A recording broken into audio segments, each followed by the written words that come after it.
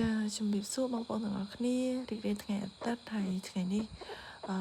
ខ្ញុំបានជិះម៉ូតូពីអ្នកពួកម៉ែរបស់ខ្ញុំមកដល់នៅក្រុងរុនតាឯកក្រុងថ្មីនៅខេត្តសៀមរាបចាហើយក៏បានជិះចូលនៅក្នុងក្រុងរបស់គេនឹងជិះម៉ូតូតែ2នាក់ទេគឺពេញក្រុងវង្វេង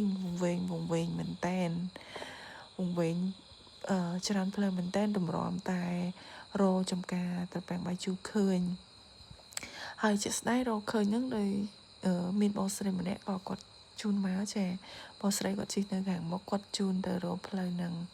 ដោយសារផ្លូវនៅហ្នឹងដូចគ្នាច្រើនពេកចឹងទៅខ្ញុំពីរអ្នកពួកម៉ែខ្ញុំហ្នឹងវងវែងផ្លូវចានេះចិត្តមកដល់ចំការហើយនេះផ្លូវចូលទៅចំការ